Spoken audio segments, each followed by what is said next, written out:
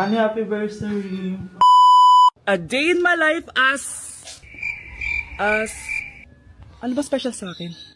Guri-guring-guri. Kura-guring-gura. Game 1. Bawal ang malapit na ma-dropout sa school. Yo, di ako yun ha. So for today's agenda, may pupuntahan tayo. So secret muna. Pero sasabihin ko na. Ano ba talaga? Bala ko kasi mag-business. Wow, business! OA. So hindi ko muna sasabihin kung anong business yon. Mind your own business muna. So guys, dahil anniversary na namin ni Honey Bunch bukas, bibilang ko siya ng flower and cake. So nandito na tayo sa flower shop ngayon. Ayan na guys, so nakabili na tayo. So pinili ko pink roses and ganito yung design niya. 12 pieces to guys kasi in each month, mahal ko siya. So 12 months, gets nyo ba? Wala. Happy anniversary Honey Bunch. I love you so much. Sana magkaanak na tayo. So bibili ako ng cake para kay Honey Bunch. 2 cake yung binili ko. Tapos ito yung papadedicate ko. Ate, pwede ba to? Guys, yung mukha ni ate parang gusto niya sabihin sa akin na sana sinend mo na lang yan sa messenger. Seryoso ako. Gusto ko talagang padedicate yun sa cake. Sa mga nagtatanong kung kapatid ko ba to, hindi ko po yun kapatid. O sige na, mag-promote ka na. Shoutout po sa akin. O, diba? May bayad yung promotion dito. Kala mo libre lang yun. Sige na, ipapromote na kita. Ilalagay ko na lang sa bicep mo yung TikTok mo. Ayan. So guys, nandito na tayo sa labas ng bahay. Bigay na natin to kay Honey Bunch. Happy anniversary! May cake ka. Honey, happy anniversary! So anong wish mo para sa ating dalawa? So yun lang naman. Sige na. Dok, bakit ka meron neto ha? Bakit may picture ka ng nawawala akong anak? Hindi mo ba talaga ako naaalala? Hindi. Sabihin mo sa akin, buhay pa ba ang anak ko? Umalis ka na. Marami pa akong gagawin. Buhay pa ba ang anak ko? Oo! Buhay na buhay ako! Ako ang anak mo na iniwan mo sa palengke dati! Nagtataka ka? Isa na akong trans ngayon. Alam mo, buti na lang may mabait at mayamang pamilyang kumukup sa akin. Kaya maganda yung naging buhay ko. Tingnan mo, naging doktor pa ako. Kaya salamat sa'yo at iniwan mo ko. Anak, hinanap kita. Umasa ako na babalik ka. Hindi na importante yan. Ayaw na kita makita at hindi na kita kailangan. Kaya umalis ka na! Hello po. Kamusta po yung pasyente? Dok, si nanay naman yung nagkasakit. Kamusta na siya? Okay naman. Sa iba ko na lang siya ipapaasikaso, ha? Anak? Anak, please! Bakit anak tawag mo sa kanya, Nay? Sure ka ba na habang buhay ka magagalit sa nanay mo? Nakita ko results niya kanina. Anytime, pwede siya mawala. Magpapahangin lang ako. Nasaan na sila? Hello, nurse? Nasaan yung pasyente dito sa room 214? Anak? Ako ba hanap mo? Nay, akala ko may masamang nangyari na sa'yo. Anak, hindi na kita iiwan. Good news! False alarm lang pala yung nakita namin results sa nanay mo.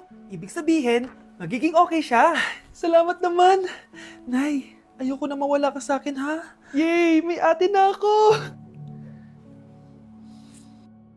Nay, sorry. Napagastos ka pa tuloy sa pagpapa-hospital sa akin. Ano ka ba, anak? Nawala na nga sa akin yung kuya mo, di ba? Ayoko namang mawala ka din sa akin. Hello po, good morning. Dok, ano po balita? Makakalabas na po ba si Scarlett bukas? Ma'am, may good news po ako. Pwede na po lumabas si Scarlett bukas. Salamat sa Diyos! Hindi na ako magiging pabayang ina. Ayoko na maulit yung nangyari sa kuya mo. Nay, ano pala nangyari kay kuya? Hindi mo pa nakakwento sa akin yun. Ha? Bata pa yung kuya mo, anak, nung nawala ko siya sa palengke. Mare, magkano tong sitaw? 50 na lang sa'yo, Mare. Ang mahal naman, Mare. Pwedeng 20 na lang to. Mga laruan ba yun? Ang ganda nun na. O siya, sige na. Kumare naman kita eh. Ayun yung gusto ko sa'yo eh. Tara na, anak. Anak, anong lugar na to? Nasaan yung batang yun? Nasaan na si nanay? Nay! Anak! Ate, may nakita po kayong bata dito? Ay, wala po akong nakita eh. Nasaan na ba yun? Anak! Simula noon, hindi ko na nakita yung kuya mo, Scarlett. Hanggang sa may pumuntang pulis sa bahay natin. Ang sabi nila, patay na daw siya. Grabe naman yung nangyari kay Kuya Nay. Ang lungkot naman po pala nung nangyari sa kuya ni Scarlett. Sige na po, ma'am. Kailangan ko pa po bisitahin yung mga ibang pasyente. Sige po, Dok. Salamat po. Anak, ang importante, makakauwi ka na bukas. Opo, Nay. Makakapag-thirst trap na ako ulit.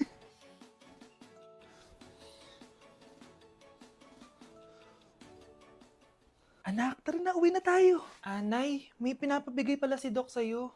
Oh, ano naman kaya to?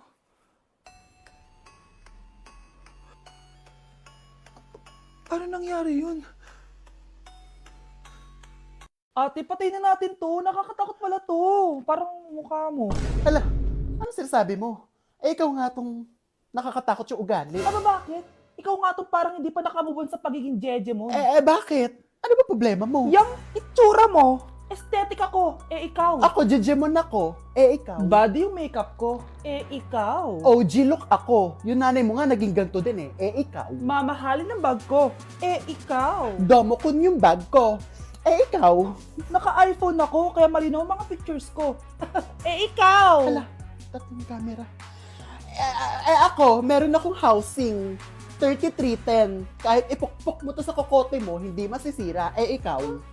Wireless ang earphones ko with noise cancelling pa. Ikaw. Ano yung noise cancellation?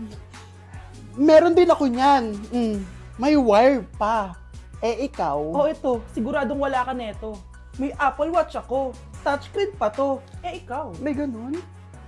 Ako, meron akong G-Shock, waterproof. Kahit ibabad mo pa to sa... Ganun. Ayaw mo talaga magpatalo, no? Sige, mag-lip sync battle na lang tayo. Basic.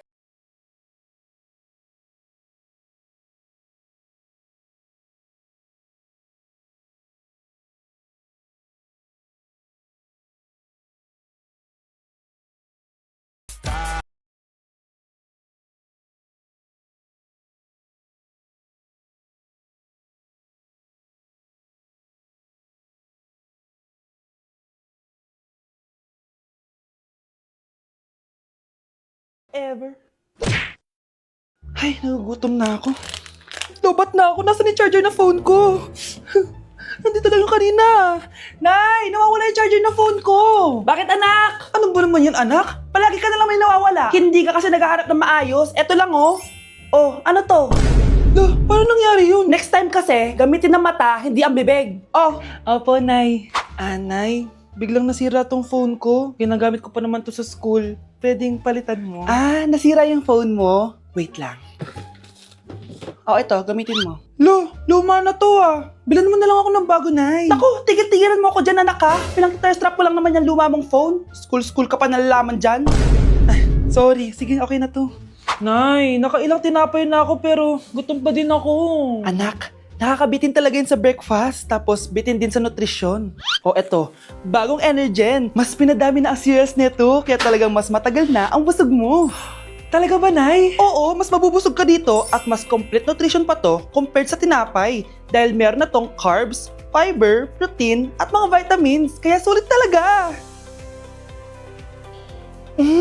Ang dami nga cereals, Nay. Tapos with milk pa. Ramdam ko na agad yung busog, Nay.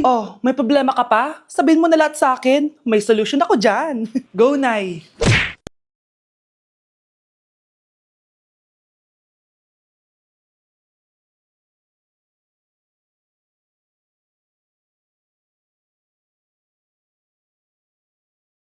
Ginagawa mo, ha? Imbis na mag-aral ka, kung ano-ano ginagawa mo. Nay, uso kasi ito sa TikTok. Akin na nga yan, ako gagawa.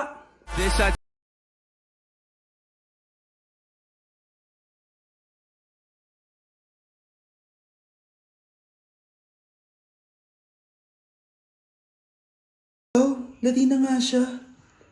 Hi guys! So nandito kami sa pinakamahal na steakhouse dito sa Metro Manila. So ngayon, tapos na kami kumain. So ngayon, mag-guess the bill tayo and ang hula ko is 87,300. So kasama natin sila, ayan. Anong hula mo, be? Kasi feel ko, eto pa lang parang mga 60k na to tas nag-salmon pa tayo, Tama. tas nag-truffles pa. May gold kasi yun eh. Tas meron pa tayong steak. So feel ko mga 125. Pwede. Or Ikaw? mababa pa nga yun eh. Parang carry yun sa kanya, medyo malapit. Pero parang sobrang mahal ng 100. Ano 100? 150 siguro. Kasi sarado yung mga price niya eh. Kasi Galing pa yun ng Switzerland, yung baka nila. Magkano ba yan? Ano yan eh, like parang nasa 85 ata. Eh, So hawak ko na guys yung bill and ano nga talaga ang Kinakabahan bill ako. natin? Feel ko, ma'am. Okay, so 5,016 pesos. Walang nanalo.